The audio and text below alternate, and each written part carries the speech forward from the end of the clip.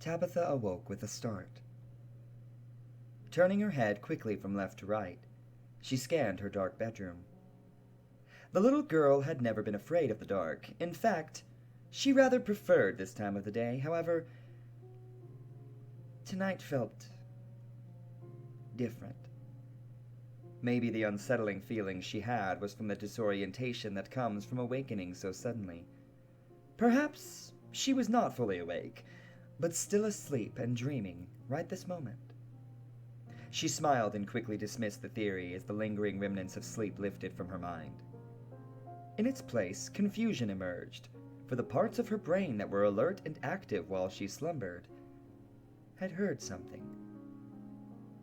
It was fuzzy and already beginning to fade from her memory, but she thought she could recall something out of place. Something strange. Had she heard someone giggling in the darkness?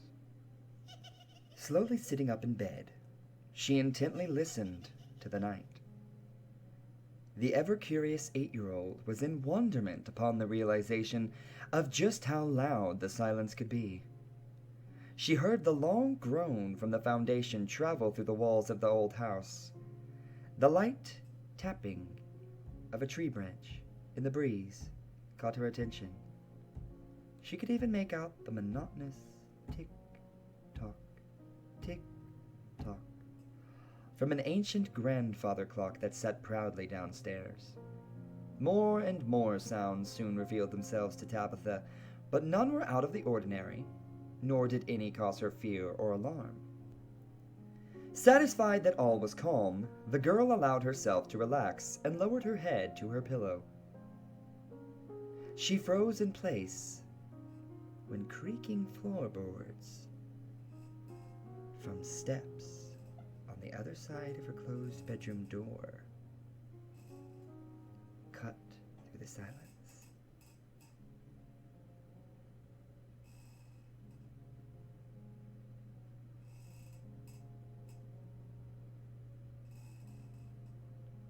The steps were slow and profound as it grew closer and closer. Upon reaching her bedroom door, it paused. Tabitha could hear the slight scraping of fingertips rubbing against the grain of the wood door. Absolute silence settled over the room and remained unbroken until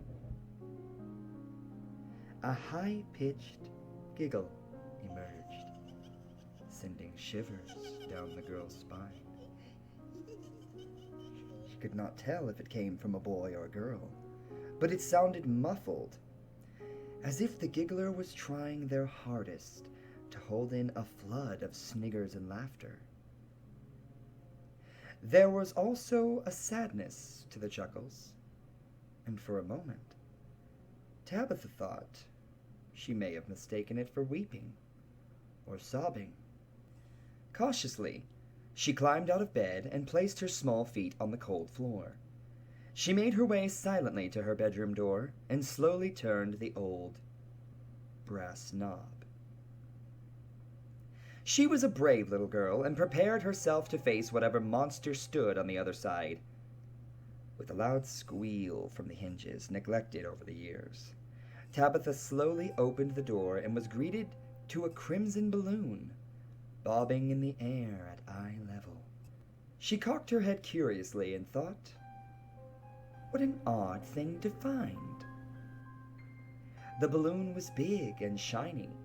Its red color was vibrant, and its silver ribbons sparkled brilliantly. There was nothing out of the ordinary or cause for alarm except for the clump of gray mud that plastered the end of the balloon to the ground and held it in place. Tabitha turned towards the giggling, now coming from downstairs. She slowly walked to the edge of the stairs and once again saw a balloon, this time blue of color, tied with a silver ribbon and floating at the bottom of the steps. Fascinated by the object, she neglected to see the foot and handprints along the walls and ceilings as she descended the stairs. The prints were from the same mud that was used to hold the balloons in place and spiraled the side of the walls to the ceiling, as if up or down had no meaning for the owner of those clawed hands and feet. She plucked the ribbon's end from the clump of mud that anchored the pleasant thing in place and proudly looked upon her 2 fantastic prizes she had gained tonight.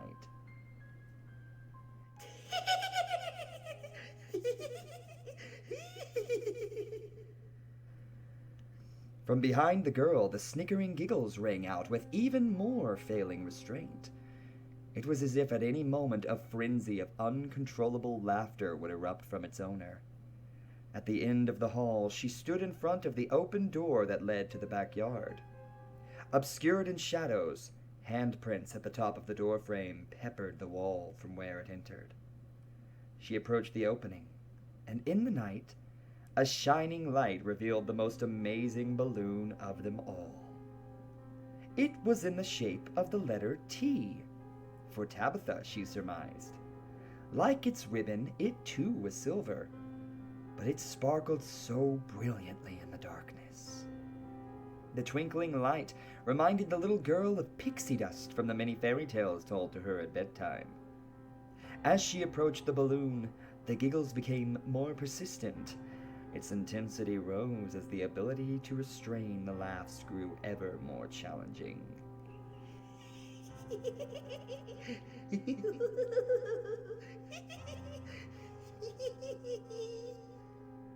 Closer and closer, Tabitha approached her final prize.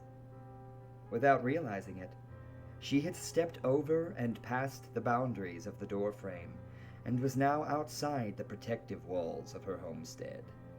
Tabitha lifted her small hand to take hold of the fantastic balloon, but froze when she saw that its ribbon was not held in place by the slimy mud this time. It was a dirty hand that held the balloon's ribbon. The hand slowly rose and offered its gift to her. Tabitha took a step back and gasped. The thin hand once again gestured for the girl to take the ribbon from its grasp. The hand was attached to a gnarly arm, which disappeared into the shadows. Both the little girl and the hand remained frozen, neither making the first offerings of greetings towards one another. The giggling man's broad grin slowly emerged from the shadows. Deep and sad eyes appeared next. The creature was horrifying, but its wide eyes and a broad smile from red lips were disarming. Hunched on all fours, the beast contorted its limbs in ways not intended by nature. The thin and naked body, completely covered in the mud, gave off a stench of sulfur that made Tabitha think of rotten eggs. Immediately, the good-hearted girl felt pity for the poor creature entangled before her. The painful grin tore and stretched into its face, and its mournful eyes touched her soul. The giggling man turned and effortlessly bent over backward and upside down, with a hand still outstretched, offering its gift. Tabitha could not help herself, and let out a tiny giggle of her own. The giggling man continued to let out hysterical and nervous giggles as he stood still in his backward arch, waving his free hand in the air to an unheard melody.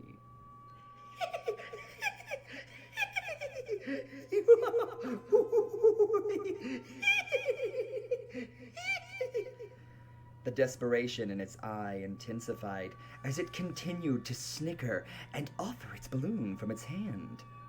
Tabitha looked deeply into those sad eyes and finally convinced herself that no ill intent existed there. She smiled. Taking a step forward, the girl reached for the balloon. "Tabitha, no!" Having awoken from a strange and sudden sleep, Tabitha's mother knew something was amiss. Fear gripped her heart upon seeing the girl's empty bedroom and the muddy prints along the walls. Racing downstairs, she arrived at the open door just in time to see the girl take the object from the Yogicha demon that stood before her. The moment the girl took hold of the ribbon, the sound of shattering glass rang loud from the collapse of every protection spell cast upon the house. The powerful spells meant to conceal and prevent detection, deflect hexes, and counter curses from any manner of beast and demon had fallen and were no more. Now, nothing stood between them and the darkness that approached. The giggling man quickly turned upright and faced the little girl. It towered over her at its full height. The sad eyes were gone and replaced with milky red orbs that showed absolute delight upon seeing the defenseless little girl. The grin etched on its face widened and stretched its white flesh. Blood flowed from the corners of its mouth and teeth, thin as needles, tore through the skin. As if all was calm, Tabitha turned her back to the creature and looked toward her mother. She raised her small hand to show off her new balloons and waved with the other. She smiled a radiant smile only a daughter could produce for her mother. It was a smile of love, a smile unaware of the danger and malicious intent looming just behind her. The creature lowered itself and prepared to lunge at the little girl. It trembled with lust with the anticipation of tearing into the young flesh and gorging on the girl's blood. It let out a loud squeal of giggles at the thought of smearing that hot liquid over its dried and desiccated body. With the girl facing away, it failed to notice the change occurring in Tabitha's eyes. Gone were the hazel green and the white corners of them. In their place, orbs of the blackest night stared into the evening sky, orbs of sight, which saw everything. The giggling man pounced, fully prepared to devour the child that dared show her back to it. And to its surprise, the demon found itself suspended and frozen in place. In midair, Tabitha took hold of the creature's essence in an unbreakable grip. With invisible hands, she explored the creature's body in both the physical and spiritual planes. And once curiosity no longer held the child's attention, she began to play.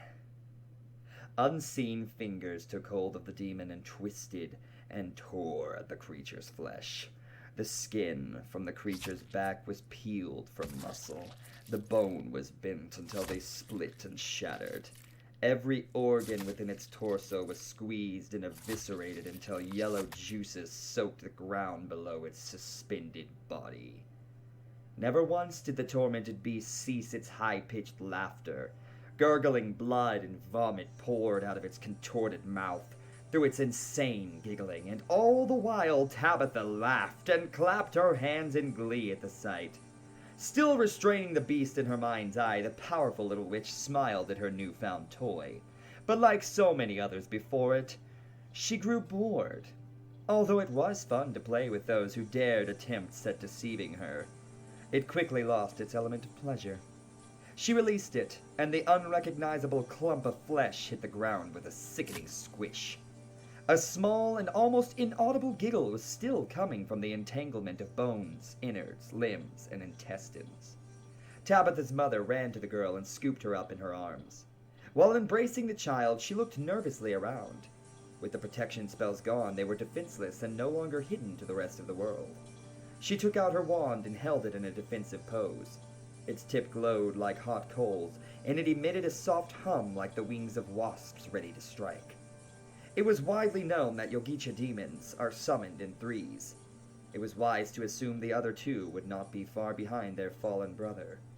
It was also common knowledge to summon Yogicha demons, required immense power rooted in ancient and forbidden witchcraft, or allegiance to a demon of the highest order to bind these dark creatures to their will.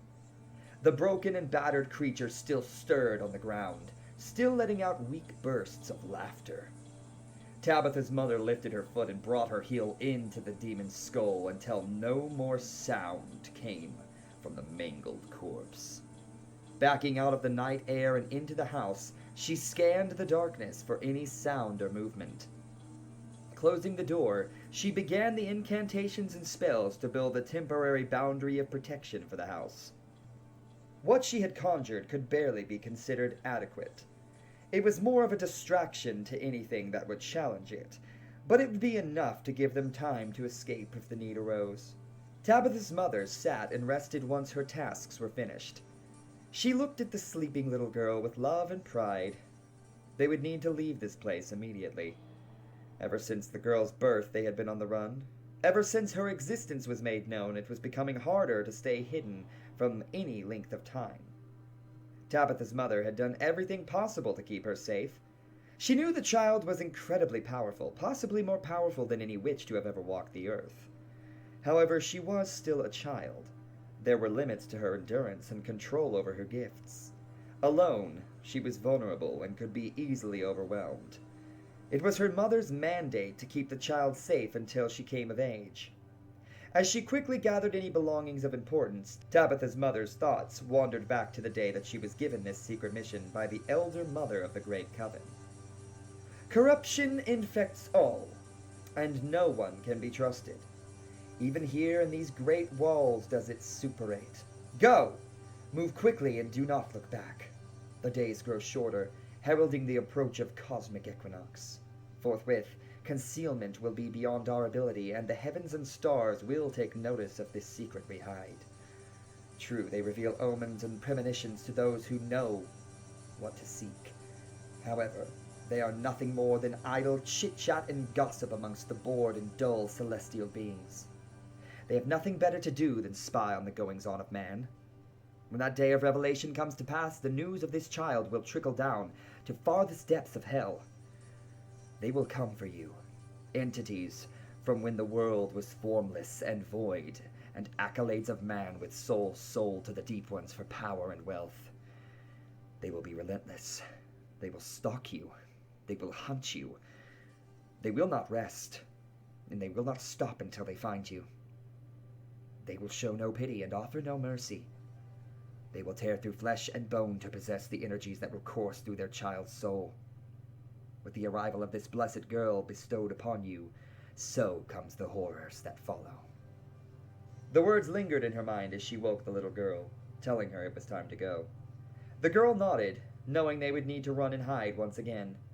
Pride swelled in the young mother's heart. Her thoughts returned once more to the prophecy, and its words gave her hope of a new day, when their enemies would learn the true nature of the prey they hunt. Within this child rests unimaginable power, capable of feats never thought possible. In time, hell will tremble upon her approach. Listen, my daughters, and listen well. The days grow near when the eye of Bishagor will open and turn its gaze upon the world. The sons of Adam will fall under its shadow, and darkness will prevail. When the morning star makes war with the son of suns, the four towers of the north, south, east, and west will fall, and on that day, look up to the sky and behold the first mountains fall from the heavens and scorch the sky. When the moon turns red and the star shines no more, a child will be born. This child will possess power like none other before. She will be the avenger of the daughters of Endor. She will return the stolen birthright of magic to the daughters of Eve and their enslavement to that ancient god of lies. With curses of vengeance on her tongue, evoking spells of furious rage, the mad god of old will fall, and his kingdom of chaos will be no more.